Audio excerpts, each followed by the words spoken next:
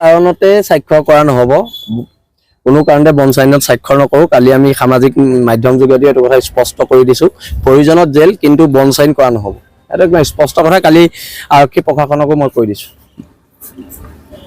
আৰু এতিয়া যিহেতু দেখা পোৱা গৈছে যে এই আন্দোলনখন যিটো এছাম ৰাজনীতিবিদে হিন্দু বা মুছলমানৰ এখন হেৰি বুলি কৰাৰ চেষ্টা কৰিছে, সেইসকল ইতিমধ্যে আপোনালোকৰ যি খিলঞ্জীয়া প্ৰভুত্ব ৰক্ষাৰ যিখন আন্দোলন, সেইখনে ক'ৰবাত ৰাজনীতিৰ চক্ৰত সোমাই পৰিছে। আমি সোমাবলৈ নিদিওঁ। এতিয়া অসমত এটা নেৰেটিভ হৈছে, এই নেৰেটিভটো আমি চেঞ্জ কৰিব লাগিব যে বিজেপিক ছাপোৰ্ট কৰিলে সি হিন্দু বাংলাদেশী সমৰ্থক, কংগ্ৰেছক ছাপোৰ্ট কৰিলে সি মুছলমান বাংলাদেশী সমৰ্থক। এইবিলাক কি কথা?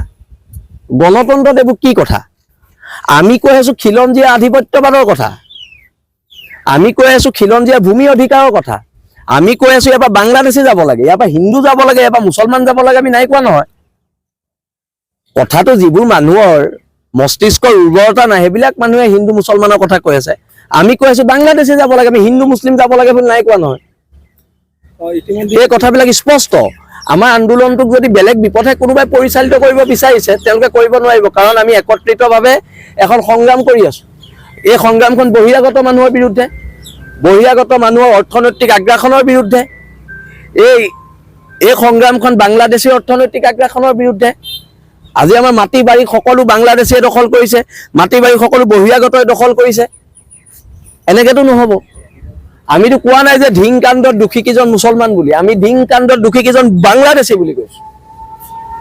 আমি কেতিয়াও কোৱা নাই যে ধিং কাণ্ডত দোষী কেইজন মুছলমান, আমি সেইটো কথা কোৱা নাই। আমি কৈছোঁ ধিং কাণ্ডত দোষী কেইজন সন্দেহযুক্ত বাংলাদেশী হয়। কথাবিলাক স্পষ্ট।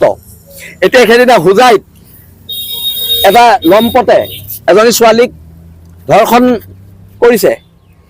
আমি কৈছোঁ সেইজন হিন্দু হয় বুলি কোৱা নাই, আমি কৈছোঁ তেখেত বাংলাদেশী মূলৰ সন্দেহযুক্ত হিন্দু হয়।